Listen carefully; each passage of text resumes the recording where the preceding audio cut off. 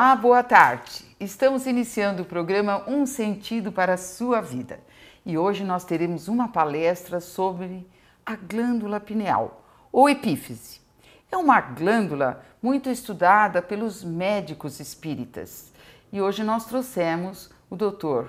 Rafael Latorraca, que ele vai falar sobre essas pesquisas dessa glândula. Ela foi descrita também nas psicografias de Chico Xavier.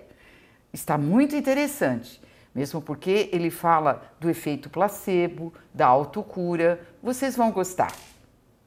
Com a graça de Deus, com a graça de Jesus, é um prazer imenso, uma alegria muito grande estar aqui hoje com vocês, nessa parceria da Federação Espírita do Estado de São Paulo com a Associação Médico Espírita de São Paulo, que sempre foi um sonho muito grande da nossa querida doutora Marlene Nobre, que retornou para a pátria espiritual em 2015. E como ela dizia, que a missão da AME, segundo o Dr. Bezerra de Menezes, é ser a ala científica do Espiritismo, é fazer esse equilíbrio das duas asas. E nossa missão de hoje é a gente discutir, aprender o que é a pineal, para que serve, por que ela é tão importante para nós, o que nós temos de conhecimentos atuais e comparar com tudo que André Luiz nos trouxe. Então, primeiramente, é interessante a gente pensar como uma estrutura tão pequena, de cerca de 1 centímetro de comprimento, menos de meio centímetro de largura, com 130 miligramas, é tão importante em tantas diferentes civilizações, distantes por séculos e milhares de quilômetros entre elas. Então, aqui é um corte que a gente chama sagital. Então, se eu estou de perfil, é um corte na metade da minha cabeça. Do lado esquerdo da tela, vocês veem uma imagem, um desenho. E do lado direito é uma peça anatômica real, o cérebro de um cadáver mesmo. E vocês podem ver a pineal. Então, a pineal é essa estrutura pequenininha aqui, que vocês verem que fica em cima do cerebelo. Essa daqui é a parte de trás da cabeça, essa é a parte da frente da cabeça. Aqui está a hipófise. E essa região onde está a pineal, denominada de encéfalo, ela é correspondente ao centro de força coronário, que André Luiz nos traz e que nós veremos adiante.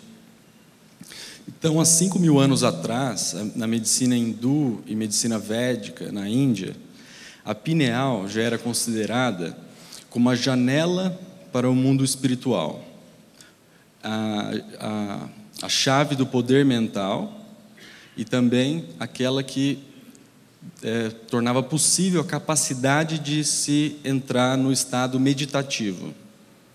Isso há 5.000 anos atrás.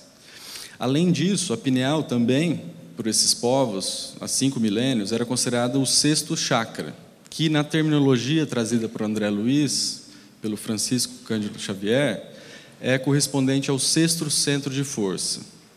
Então, nesse esquema, se a gente excluir o centro de força esplênico, que ele é secundário, a gente vê que o primeiro é o genésico, correspondente às glândulas seminais, o testículo e ovário.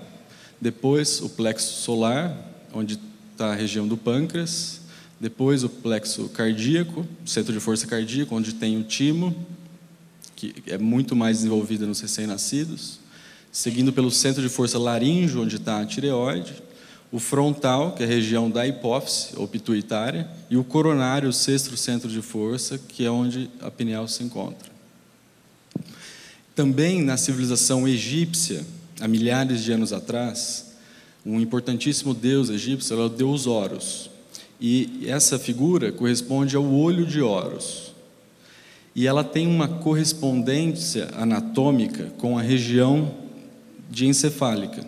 Então, bem na pupila do olho de Horus, a gente encontra o tálamo e, próxima a ele, a pineal, bem no centro desse olho, também de extrema importância para outra civilização. E naquela época não tinha internet, não tinha comunicação tão simples.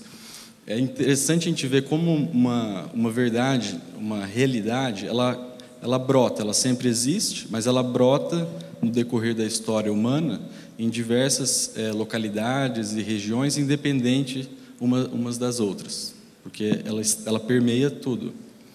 Agora, dentro do nosso histórico, da cultura ocidental, a gente tem que percorrer até o segundo século depois de Cristo, quando Galeno, em Alexandria, numa época em que era difícil acesso a cadáveres para dissecação, ele descreve por si mesmo a pineal como a responsável por dar vida ao corpo humano.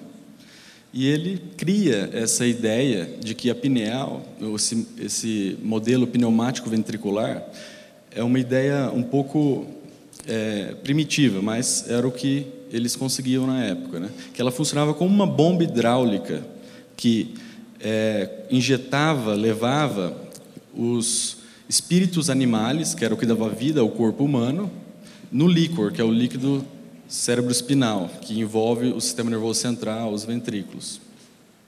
E 1.500 anos depois, no século XVII, o importantíssimo filósofo francês René Descartes, que foi muito importante para a Revolução Francesa no século seguinte, ele descreve a pineal como o principal assento da alma. E por que ele chegou nessa conclusão? Simplesmente porque toda a estrutura do nosso sistema nervoso central, ela é binária. Tudo que tem do lado direito também existe do lado esquerdo. A única estrutura do nosso sistema nervoso que é única é a pineal. E ela, além de ser única, ela está bem no centro do encéfalo, protegida o máximo possível de qualquer tipo de ameaça, de pancada externa. E a gente vai para o século XX. Em 1970, o professor Hernani Guimarães de Andrade, no livro Matéria Psi, faz uma profecia. Ele nos diz que, no futuro, as obras de André Luiz, psicografadas pelo Chico Xavier, serão fonte de estudo nas maiores universidades do mundo e considerada a mais perfeita fonte de informação acerca da natureza do homem e da vida após a morte. Isso, na época, no ambiente catedrático, acadêmico, era uma verdadeira blasfêmia. Isso era um absurdo. Mas, atualmente, a gente não pode dizer o mesmo. Então, esse artigo, publicado pelo Giancarlo Lucchetti, que é ex-coordenador do Núcleo de Pesquisas da AME São Paulo, atualmente ele é professor concursado da Universidade de Juiz de Fora, continua trabalhando no tema ao lado do Alexander Moreira, que é um dos maiores pesquisadores do tema no mundo. Ele realizou essa publicação numa revista muito importante, com impacto significativo na comunidade científica, que é a Neuroendocrine Letters, em 2013, que faz uma correlação de tudo que foi trazido sobre a glândula pineal, ou epífise, são sinônimos, por André Luiz, na coleção A Vida no Mundo Espiritual, com os conhecimentos científicos da época e compara com os conhecimentos científicos atuais. Então, se a gente pegar... Antigamente, uma pesquisa como essa seria muito difícil de se fazer, bem cansativa e onerosa. Mas, atualmente, a gente pega os arquivos em PDF dos livros, dá um Ctrl F, busca por palavras, você coloca pineal ou epífise. Então, isso é uma coisa que em 20 minutos dá para se fazer. Antigamente, levaria muitas horas, né? E aí foram encontradas 29 citações em todos os 13 livros da obra. 20 delas só em Missionários da Luz. Depois, seguida por 3 citações no Mundo Maior, mais 3 citações em Evolução em 2 Mundos, e uma citação em cada, nos domínios da mediunidade, ação e reação e mecanismos da mediunidade. O importante a gente saber é o seguinte: Missionários da Luz foi publicado em 1945, no final da Segunda Guerra Mundial, sendo que alguns dos textos psicografados que compuseram o livro foram obtidos no início da década de 40 ainda. Na época, a pineal era considerada um vestígio filogenético. O que é isso? Era um órgão morto, sem função nenhuma. Então, da mesma forma que o nosso cóccix é um resquício da nossa evolução, da cauda dos hominídeos que nós descendemos, da mesma maneira que o dente do siso foi importante nos primórdios da raça humana, há cerca de 250 mil anos atrás, quando a mastigação era mais grosseira, e atualmente gera mais problema, infecção dentária, cárie, tortuosidade da arcada dentária, do que qualquer tipo de benefício, e algumas crianças até vêm nascendo sem o dente do siso. A pineal, na época, era considerada isso, o siso do cérebro, o cóccix do cérebro, sem função alguma. Então, o máximo, fazendo uma pesquisa mais intensa, o máximo que se encontrava era 1 ou 2 relatos de caso, que dentro do mundo acadêmico é a mais baixa evidência científica, de crianças com tumores da pineal, como pinealoma, por exemplo, que evoluíam com puberdade precoce. E uma das hipóteses vagas na época era que talvez a pineal tenha a ver com o início da puberdade, mas isso era longe de ser a opinião da grande massa científica. Não era. E nessa época, no Missionários, um capítulo é só sobre a pineal, que é a epífise, que é a mesma coisa. E Alexandre, o instrutor de André Luiz, descreve algo totalmente diferente para a pineal, né? Simplesmente é a glândula da vida mental. Ela preside os fenômenos da emotividade, é controladora do nosso mundo emotivo, o mais avançado laboratório de elementos psíquicos da criatura terrestre. Algo muito grandioso, né? E ainda falou uma heresia para a época absurda, onde a hipófise era a controladora do nosso mundo hormonal, que a pineal tinha ascendência em todo o sistema endócrino humano. Então, para vocês terem uma ideia, tamanha era o absurdo para a época da comunidade científica, há uma história, possivelmente real, de que uma caravana de médicos do sul do Brasil foi até Pedro Leopoldo tirar satisfação com Chico Xavier. Chegaram lá e falaram assim: e aí, Chico, você está escrevendo muita bobagem, a gente está envergonhado, o que está acontecendo? E aí dizem que o Chico, muito calmamente e amorosamente, falou: meus queridos irmãos, o André Luiz está aqui do meu lado e está mandando vocês estudarem mais.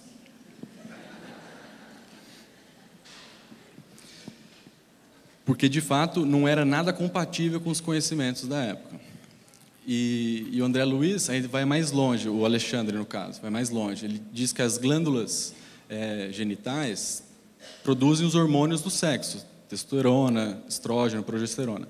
Mas a glândula pineal secreta hormônios psíquicos, ou unidades força, que vão atuar de maneira positiva nas energias criadoras. Aí alguém pode falar: mas já existia a hipótese da pineal está associado com o início da puberdade, e as gônadas está associado com a reprodução, criação de filhos, etc. Mas isso, a gente voltando aqui para as outras descrições do André, a gente vê que ele estava dizendo algo mais grandioso. Quando ele fala o mais avançado laboratório de elementos psíquicos da criatura terrestre, será que ele está falando de hormônios sexuais? Será que é só isso, uma coisa concreta, baixa, assim? É a glândula da vida mental? Então, uma das hipóteses, eu meditando sobre esse tema dessa palestra, é que o poder de criação da mente humana, o poder da nossa vontade, como Emmanuel coloca em Pensamento e Vida, que de todos os departamentos da mente, a inteligência, a memória, etc., o gabinete da vontade é superior a todos, é o mais importante. E o espírito é capaz de criar formas de pensamento, ele é capaz de criar, pensamento contínuo, criação incessante. E como que a gente pode observar essa nossa capacidade de criação no dia a dia, essa capacidade adormecida que existe em nós. Então, uma coisa clara, que pelo menos eu vejo, e todo mundo já passou isso na vida, é o efeito placebo. Então, quando você está estudando uma medicação, por exemplo, o efeito placebo é algo que é ruim, as pessoas não dão valor, porque, afinal de contas, a indústria farmacêutica não vai conseguir tirar lucro do efeito placebo. Porém, o efeito placebo é um efeito real. O indivíduo vivencia esse efeito. Ele não é real do ponto de vista da indústria que está fazendo a medicação, mas para o indivíduo que se sente melhor, ele é real. Ele está vivenciando aquilo. E ele que cria. É a capacidade nossa de autocura. E é um poder humano que não tem atenção na nossa sociedade atualmente. Então, por exemplo, nesse comparativo de uso de antidepressivos em caso de depressão leve, a gente pega a sertralina, por exemplo. Então, no grupo que tomou a medicação, teve 79% de melhora. E no grupo placebo, 48% de melhora. Como esse grupo é randomizado, ou seja, eles sortearam os indivíduos, se a gente desse placebo para os dois melhorariam 48%. Ou seja, qual que é o efeito da medicação, o efeito orgânico de fato da medicação? Acrescentou 31% a mais. Ou seja, o efeito placebo foi maior do que o efeito biológico da substância. Tamanha é a nossa capacidade de nos autocurar, de produzir algo que a gente ainda não controla. Nesse outro estudo é ainda mais direto e impactante essa realidade. Atualmente, um estudo como esse jamais passaria em nenhum comitê de ética. Mas no final da década de 50, na Universidade do Kansas, nos Estados Unidos, passou e fizeram. Então, eles sortearam dezenas de pacientes que tinham dor no peito recorrente, que é chamada angina pectoris, sortearam em 2 grupos. Num dos grupos, eles abriram o peito e fizeram uma ponte de safena. No caso, foi mamária, mas a ideia é a mesma. Irrigaram o coração com um vaso novo, com mais sangue de outro vaso. E no outro grupo, eles anestesiaram os pacientes, cortaram a pele e fecharam e falaram ao paciente que operaram. Mentiram para o paciente. Então, isso jamais seria aceito atualmente, né? E o que aconteceu? Quem que melhorou? Quem que vocês acham que melhoraram mais? Por incrível que pareça, no grupo placebo, 100% melhoraram. E no grupo da cirurgia, cerca de 78%, 76% melhoraram. É claro que aqui, o grupo da cirurgia, que inclusive teve mais mortes do que no grupo placebo, né? A cirurgia era ainda muito inicial, então era muito danosa. Daí que tinha todos esses tipos de malefícios. Mas, se o efeito placebo não existisse, as pessoas não teriam melhorado. E geralmente, assim, um comprimido, a pessoa acredita um pouco que vai melhorar. Se tomar uma injeção, tomei uma injeção, vou melhorar mais. Se for uma cirurgia, então, melhora mesmo. E nesse outro estudo aqui do lado, são pacientes que têm transtornos que a gente fala somatoformes. Então, são sintomas muito inespecíficos, às vezes dolorosos, às vezes digestivos, por exemplo, muito vagos, que não se encaixam, não são compatíveis com nenhum diagnóstico médico. Ou seja, eles não têm um diagnóstico, não é possível fazer um diagnóstico preciso. E aí, para metade do grupo, o médico falou: eu já sei o que você tem. Esse remédio é infalível, você vai melhorar. E no outro grupo falou assim: não consigo descobrir o que você tem, a gente pode tentar essa medicação, vamos torcer para que melhore. Qual que você acha que melhorou mais?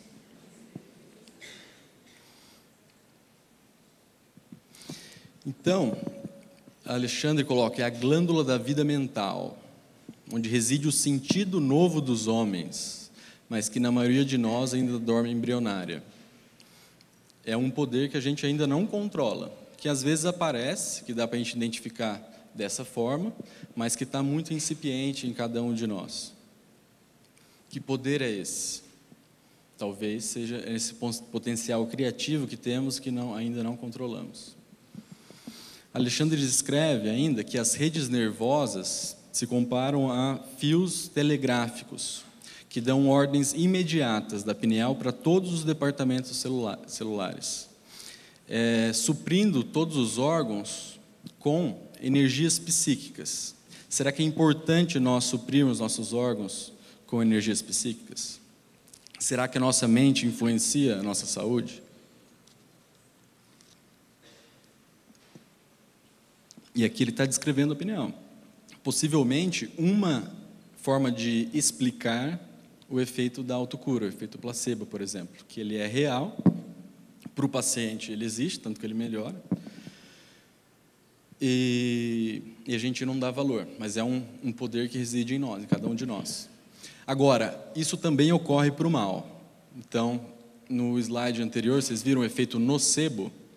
O que é isso? É o contrário do efeito placebo.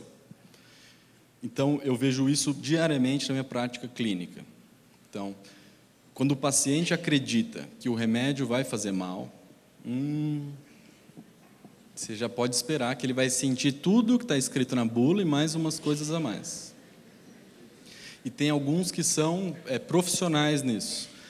Eles leem a bula de efeitos adversos e instantaneamente já começam a sentir, de fato, todos aqueles sintomas. Eles criam imediatamente aquilo, mas só conseguem criar coisa ruim. É porque só consegue acreditar nisso. Ou seja, naquilo que a gente acredita, isso a gente não domina, a gente está rastejando ainda na nossa evolução, mas acontece. Então, Alexandre coloca no capítulo da epífise que é o manancial criador dos mais importantes. E suas atribuições são extensas e fundamentais. Que ela é ligada à mente, a pineal, através de fios eletromagnéticos, que a ciência do campo vital, que a ciência humana ainda não consegue identificar. E comanda as forças subconscientes sob a ação determinada da vontade. Parece que ele está descrevendo, por exemplo, o efeito placebo, mas esse efeito criador pode ser para qualquer coisa. Estou dando um exemplo aqui quando estou falando de placebo. E a gente não lê em Marcos, capítulo 11, versículos 12 a 13, 20 a 23, que Jesus nos disse: eu vos digo em verdade, que todo aquele que disser a esta montanha, tira-te daqui e lança-te ao mar, sem que o seu coração hesite, e acreditando firmemente que tudo aquilo que disser irá acontecer, ele o verá de fato acontecer. Então, ele está falando sobre nós, e é algo que a gente ainda reside embrionário em cada um de nós. Mas vai falar, como que o pensamento pode alterar o funcionamento da pineal? Na década de 40 não existia nenhuma noção disso, mas atualmente existem algumas evidências de que campos eletromagnéticos, especialmente aqueles de extrema baixa frequência, são capazes de influenciar a pineal a ponto de alterar o nível no sangue de cortisol e de melatonina. Então, quando André Luiz descreve que princípios eletromagnéticos do campo vital ligam a mente à pineal, que a ciência comum ainda não consegue identificar, atualmente a gente está começando a ter alguma noção disso.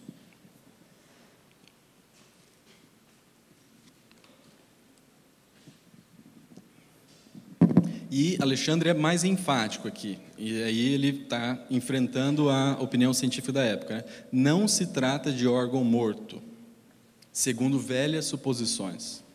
O neurologista comum não a conhece bem. O psiquiatra, mais tarde, devassar-lhe-á os segredos. Psicólogos vulgares ignoram-na. E Freud interpretou-lhe os desvios quando exagerou na influenciação da libido. Ou seja, quando Freud afirmou no início da sua teoria de que o que movimenta o homem é a pulsão sexual, ele estava intuindo que o que move o homem são ações da vontade, inconsciente ou conscientes, através da pineal. É isso que Alexandre nos coloca. E algo bastante interessante, que o artigo de 2013 do Giancarlo deixa claro. Em 1945, em Missionários, a pineal é tão importante dessa forma e segrega hormônios psíquicos ou unidades de força. 13 anos depois, Aaron Lernet publica a descoberta da melatonina. 13 anos depois. Naquela época era um absurdo falar que ela secretava alguma coisa. E o próprio nome fala, melos é escuro e tonus produção. Então a molécula só é produzida no escuro. E ela existe desde os peixes até o homem. Então, por exemplo, se você pegar, esse estudo foi feito com salmão, tirar a pineal de um salmão, ele vai ter uma espécie de escoliose, uma tortuosidade da coluna. Se você fizer isso com galinhas, elas vão ficar com escoliose. Uma das principais hipóteses é que seja uma disfunção melatoninérgica, a escoliose na espécie humana. E a melatonina é o mais potente antioxidante endógeno produzido, conhecido, já descrito. E ela existe em todas as formas de vida, do protozoário até nós, para proteger do estresse oxidativo. Então ela existe nas plantas, ela é fundamental para isso.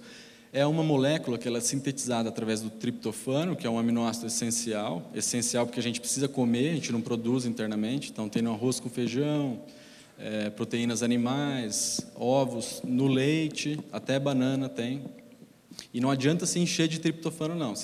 Só se a pessoa estiver muito desnutrida, que ela vai deixar de produzir serotonina ou melatonina por deficiência da matéria-prima, que é o triptofano. Aumentar a oferta não vai adiantar nada. Primeiro ela é transformada em serotonina e depois em melatonina. E essa é a molécula de melatonina.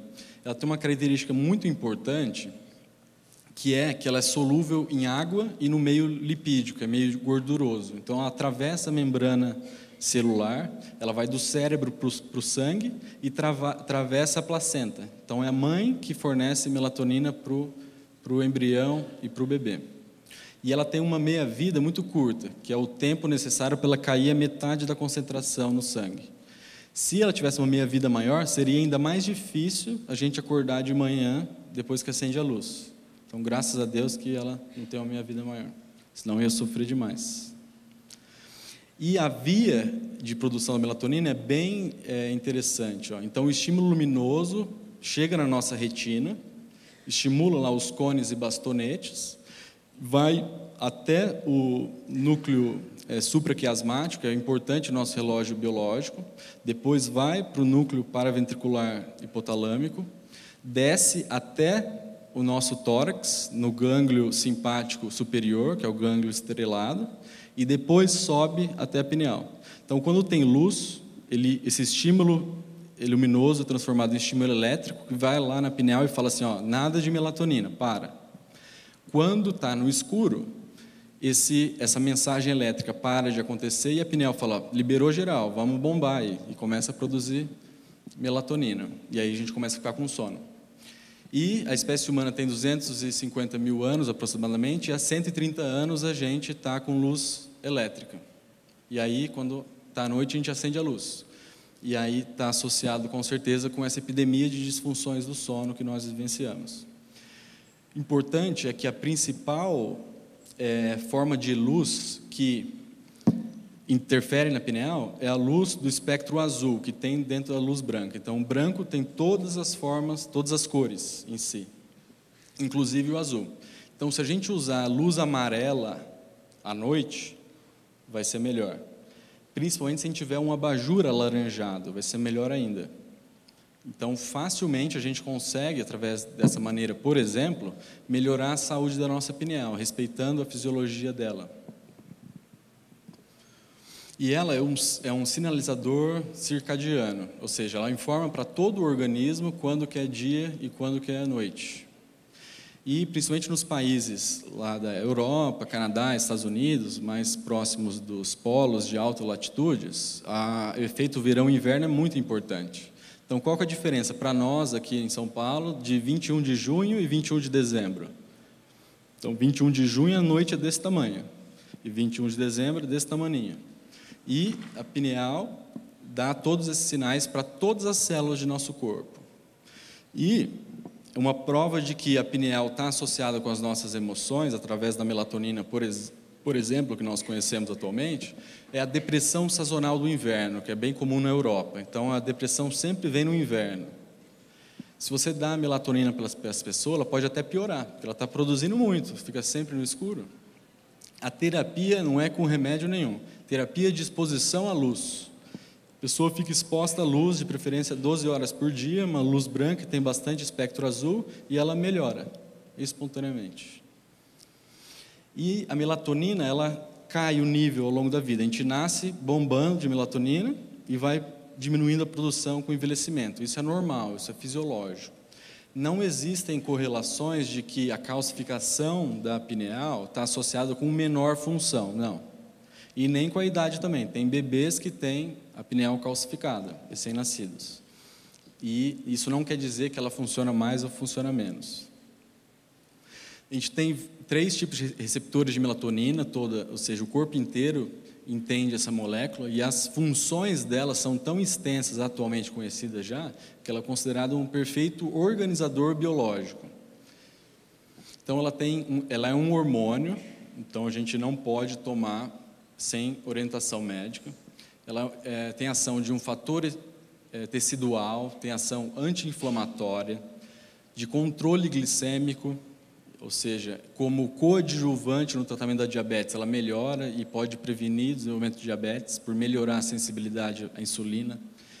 Tem ação oncostática, ou seja, ela previne pela ação antioxidante aparecimento de tumores e cânceres, e principalmente em tumores estrógeno dependentes, como alguns tumores de mama. Ela já é usada junto com a quimioterapia, que melhora o desfecho, tem melhores índices de redução e cura.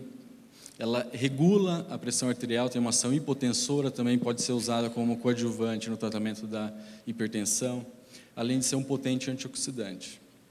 Agora, alguns exemplos de contraindicações, porque a gente não pode usar a melatonina. Então, uma doença autoimune, como ela estimula o sistema imunológico, não é recomendado o uso. E na depressão sazonal, que eu falei, ela pode piorar. Então, tem diversos tipos de insônia que podem responder com melatonina e vários outros tipos de insônia que não vai responder por melatonina. Então, não pode tomar pela própria cabeça, por conta própria. E aí, eu separei 5 estudos interessantes que fazem uma observação direta entre a pineal e a espiritualidade. O primeiro deles observou que a glândula pineal é ativada, ou seja, ela aumenta sua atividade, sua função, durante um tipo de meditação religiosa. Ou seja, nós somos capazes de ativar a pineal através da intenção. E quando André Luiz, Alexandre no caso, em Missionários, nesse caso é André Luiz que descreve mesmo, ele fala desde a epífise entre os hemisférios cerebrais até os núcleos procriadores, ou seja, as gônadas, todas as nossas glândulas, em todos os centros de força, pareciam formar um sistema luminoso, semelhante a pequenos astros de vida, atraindo a luz procedentes do alto. E recebiam todas as glândulas de todos os outros 5 centros de força, a seu modo, a coloração da epífise, da pineal, que parecia um pequenino sol azulado, mantendo em seu campo de ação magnética todos os outros demais campos de força, da hipófise até o ovário da médium. Isso é durante a atividade mediúnica que ele descreve. E nesse estudo que eu mostrei, a gente já tem uma tecnologia atual que mostra a atividade do cérebro, ressonância magnética funcional, SPECT, PET, que é tomografia por emissão de pósitrons. A gente consegue ter esse tipo de ideia do funcionamento cerebral. Então, a gente consegue ter um vislumbre dessa descrição que André Luiz nos trouxe. O segundo estudo demonstrou que a ativação da pineal, aumentando a produção de melatonina noturna, ocorreu de uma espécie de meditação chinesa, que é sentar em silêncio para absorver a energia espiritual. O interessante desse estudo é que houve uma comparação com um grupo controle, mesmo número de pessoas, de idades semelhantes, no mesmo ambiente, com a mesma fonte de luz, que não estava no mesmo lugar, mas não tinha intenção de meditar, muito menos de absorver energia espiritual. E nesse grupo não aumentou a melatonina, só aumentou naqueles que praticaram esse tipo de meditação. A única diferença dos grupos foi a intenção das pessoas, o poder da própria vontade. E o terceiro estudo mostrou que um tipo de meditação espiritual elevou os níveis de melatonina, mas aqui a mensuração foi pela saliva, que é um outro método, além de você colher sangue periférico para medir a melatonina. E teve um quarto estudo, em que a pineal somente foi ativada na meditação, que tinha como objetivo conexão espiritual. O muito bacana desse quarto estudo é que o grupo controle comparado estava fazendo mindfulness, só que só focado na respiração. Não tinha intenção de se conectar com o mundo espiritual. Mas a ideia era entrar em estado meditativo, deixar os pensamentos irem sem se ater a nenhum deles, focando só na própria respiração, que é uma técnica básica de meditação. Nesse da respiração, não houve ativação da pineal, não houve aumento de melatonina noturna, mas no grupo com a intenção disso houve. E a única diferença deles foi a vontade. E esse quinto estudo, ainda mais elaborado, porque foi um estudo randomizado, eles sortearam 150 pacientes com câncer de pulmão. Os primeiros 50 sorteados ficaram no grupo que recebeu quimioterapia mais melatonina.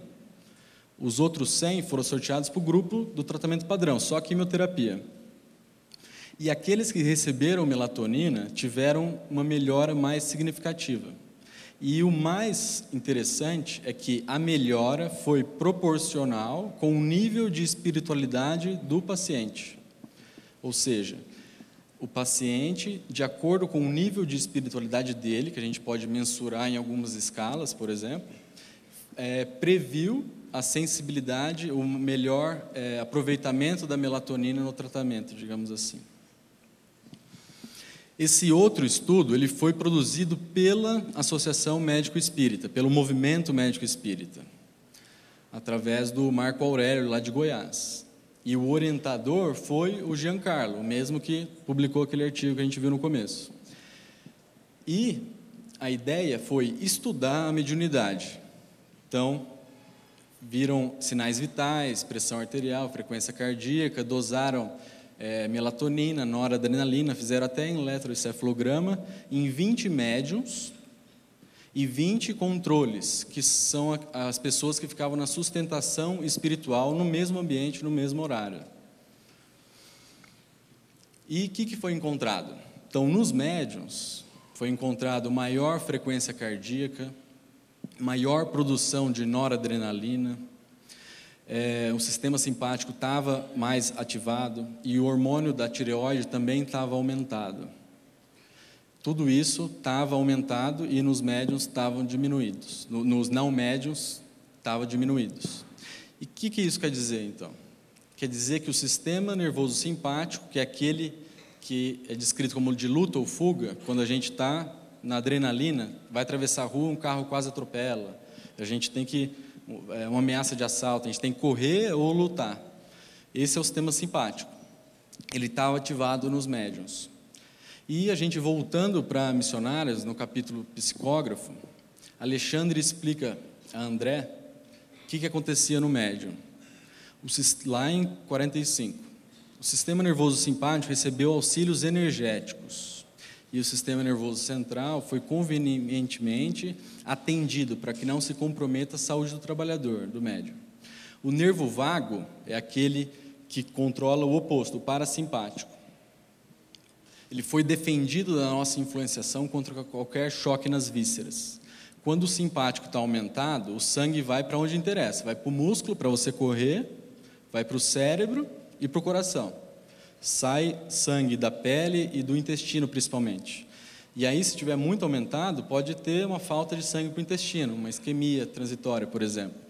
E Alexandre, em 45, já descreve que o vago já foi precavido para que isso não tenha prejuízo para o médium.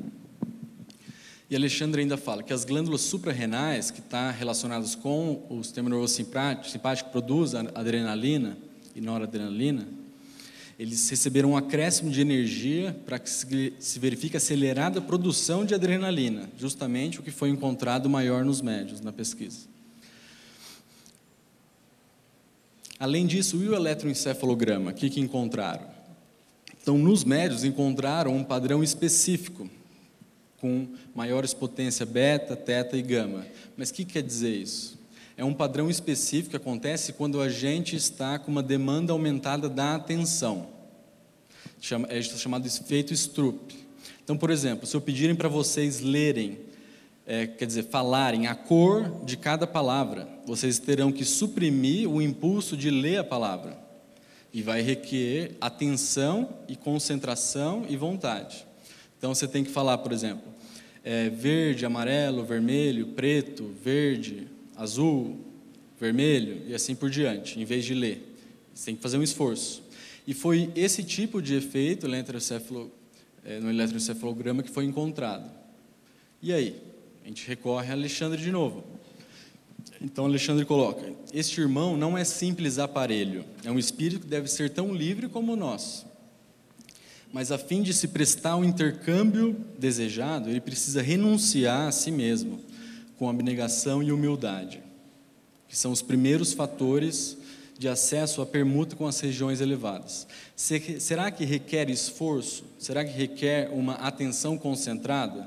Você ter que se impedir de utilizar o seu aparelho cerebral para outra entidade, um outro coração desencarnado acessar o seu aparelho? É claro que sim. Então, o exercício mediúnico, principalmente o consciente, ele necessita desse efeito. É por isso que foi encontrado esses achados no eletroencefalograma. Então, Alexandre continua: o médium necessita calar para que os outros falem, dar de si próprio para que os outros recebam. Em suma, ele deve servir de ponte, onde se encontram interesses diferentes. Sem essa compreensão consciente, que requer esforço, atenção, que é o que apareceu no eletroencefalograma, não poderia atender aos propósitos edificantes. Em compensação, muito antes da reunião começar, o servidor, o médium que eles estão descrevendo, ele já foi objeto da atenção dos espíritos mentores daquela casa espírita, para que os pensamentos grosseiros não lhe afetassem o íntimo. Foi convenientemente ambientado ao sentar-se aqui naquela cadeira e foi assistido por vários operadores do plano espiritual. A conclusão desse estudo foi que houve um maior efeito adicional das evidências de que o transe mediúnico, que o termo usado, é necessário ainda colocar esses termos, por exemplo, aqui no título que vocês leem, experiências anômalas em um contexto religioso. Isso quer dizer reunião de obsessão. É a mesma coisa, que foi o que aconteceu. Tem que usar esses termos para se fazer pesquisa. E está cada vez mais claro que são coisas diferentes. Alguém que tem 1 hora por semana para ter atividade mediúnica é muito diferente de um paciente com um transtorno dissociativo que tem isso sem nenhum controle. São coisas diferentes. Mas eles não encontraram alteração da melatonina. Contudo, houve um erro metodológico, porque a melatonina ela não foi colhida à noite. Ela foi colhida 1 hora após a sessão. Então, não ia estar aumentada mesmo, porque ela só é produzida no escuro, o próprio nome já fala. Então, quais são as outras substâncias que a pineal produz? Então, a pineal produz diversas substâncias da classe das indolaminas. Dentro dessa classe está a melatonina. Mas não se sabe ainda quais são as funções dessas outras substâncias que a pineal produz. Ou seja, a gente só descobriu um pouco ainda do que André Luiz trouxe para a gente em 45. Mas uma possibilidade é que o DMT, que é dimetiltriptamina, é uma indolamina que já foi isolada em pineal de roedores, já foi encontrada também em sangue periférico, na urina de humanos, né? E ela se encontra dentro de substâncias como a ayahuasca, por exemplo, outras substâncias que são utilizadas em rituais de culturas de tribos indígenas em diversas partes do mundo, cujo objetivo é se conectar com o mundo espiritual, de acordo com as crenças deles. Então, eles usam essa substância com esse objetivo. Isso aparece nessas culturas. Então, como a pineal secreta esse tipo de substância, já foi isolada na pineal de roedores, por exemplo, e já foi isolada em urina e no sangue da espécie humana, uma possibilidade é que a pineal possa, sim, produzir essa substância e que isso pode estar associado com a neurofisiologia da mediunidade. É uma possibilidade, é algo a gente pesquisar. E em mecanismos da mediunidade, André Luiz coloca que a epífise do hipnotizado, lê-se aqui do médium. A epífise, essa glândula, né, o pineal, é de suma importância para todos os processos mediúnicos. Ele deixa claro que a pineal é importante na mediunidade, porque ela favorece a passividade e dos núcleos receptivos do cérebro. Ela provoca ao mesmo tempo a atenção, no caso da mediunidade voltada para a caridade, ou o circuito fechado, no caso da obsessão. Então, a pineal está relacionada com a mediunidade. Ele deixa claro em mecanismos da mediunidade. Mas é apenas através das nossas forças equilibradas. Emmanuel já dizia que a saúde é o completo equilíbrio da alma. Então, é somente através das nossas forças equilibradas que a mente humana intensifica seu poder de emissão e recepção com os raios peculiares da esfera espiritual. Então, é só através do equilíbrio que a gente vai conseguir ter algum tipo de controle sobre essa potência que ainda dorme embrionária em nós, que é a pineal.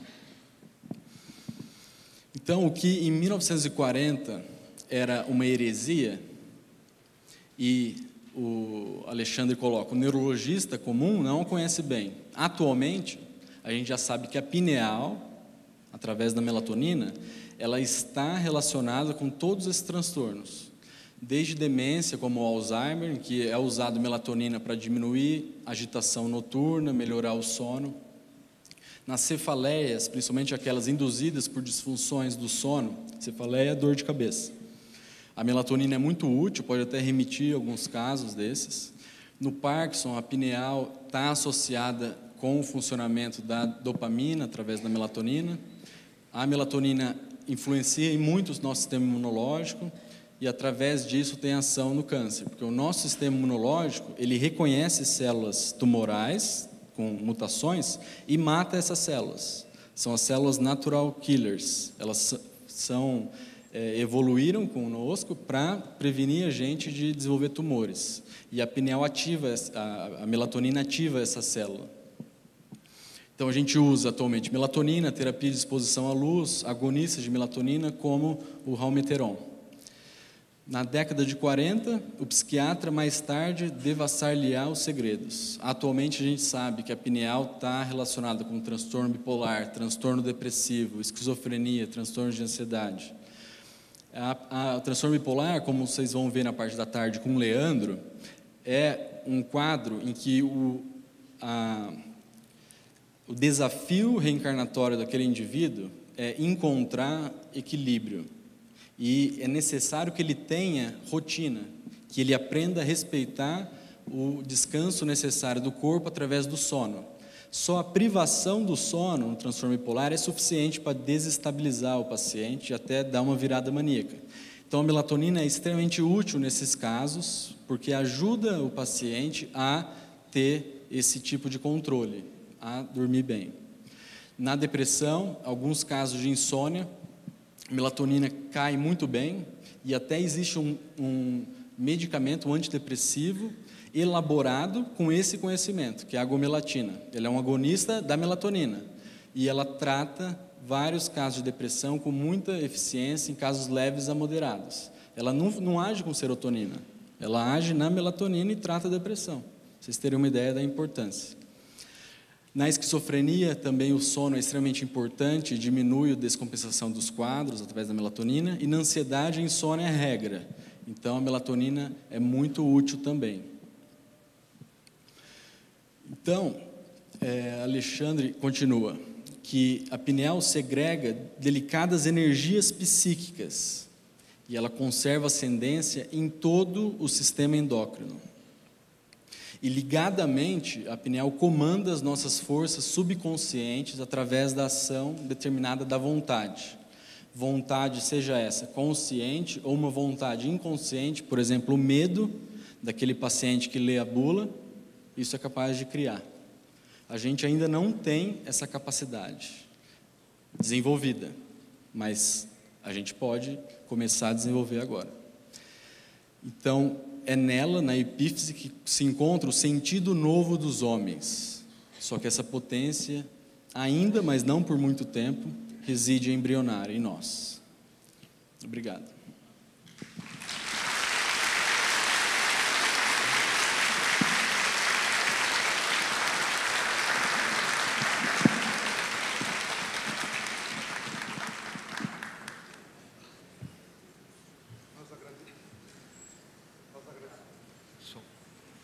Nós agradecemos imensamente todas as informações, Dr. Rafael Latorraca.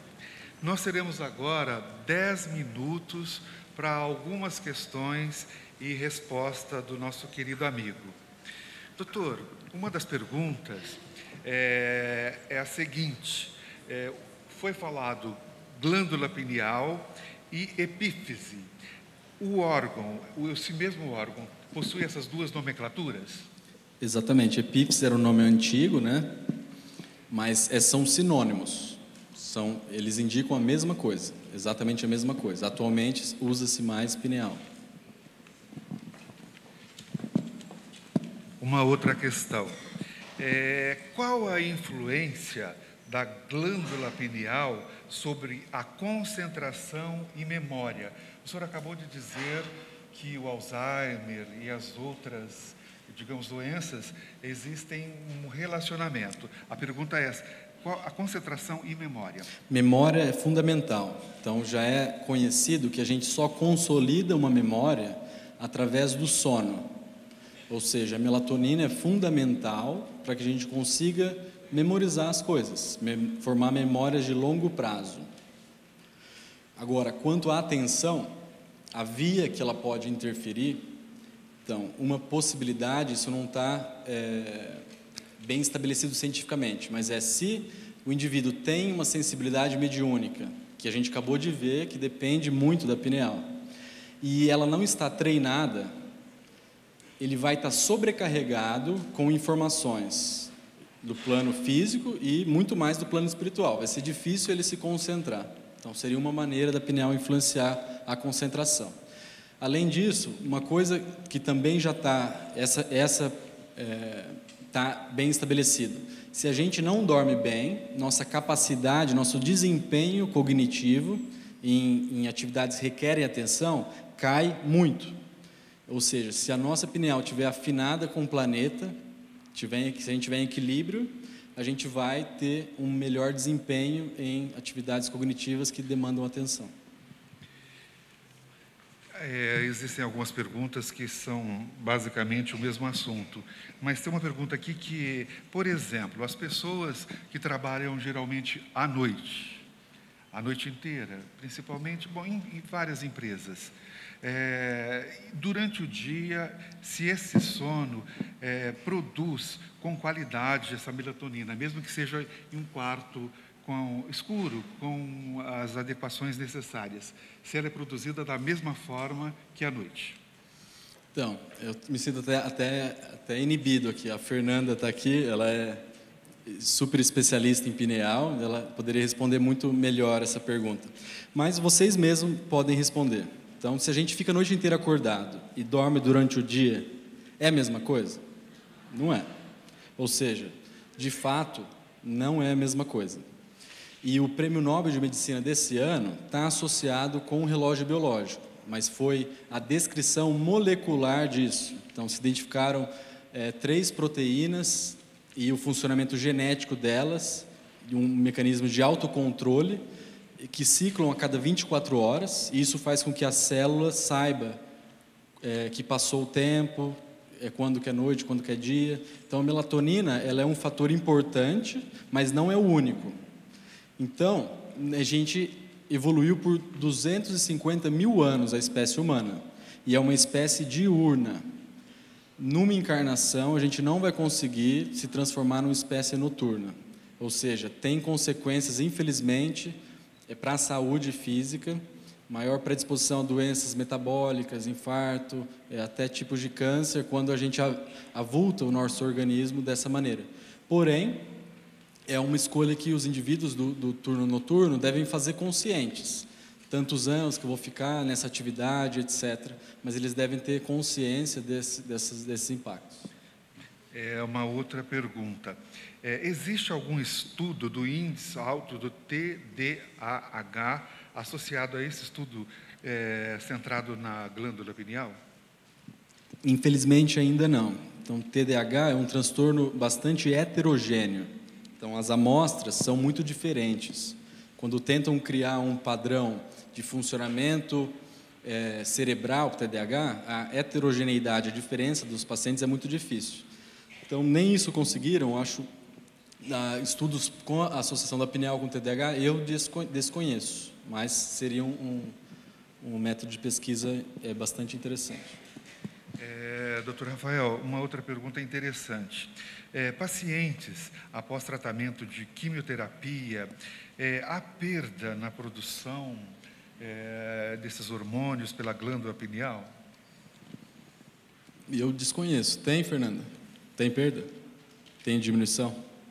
A quimioterapia ela vai inibir a divisão da célula, ela vai inibir a ação da mitose das células. Então, vai inibir o crescimento, a produção de proteína de leitura do DNA de muitas nossas células. Então, os efeitos colaterais são inúmeros, e um deles, como a Fernanda colocou, afeta a produção de melatonina, sim. Outra pergunta, doutor Rafael.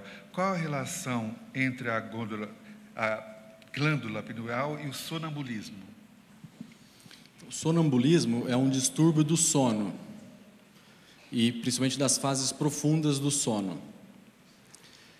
Ele acontece, e até uma hipótese que a gente faz é que ele pode ser um indício de que há uma possível mediunidade naquela pessoa. Isso pode acontecer.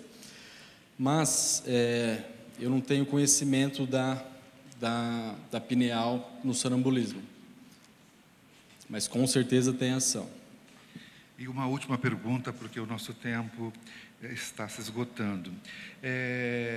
A pessoa que fez essa questão, dizendo que com os estudos já leu que a glândula pineal, nos médios, foi encontrado cristais.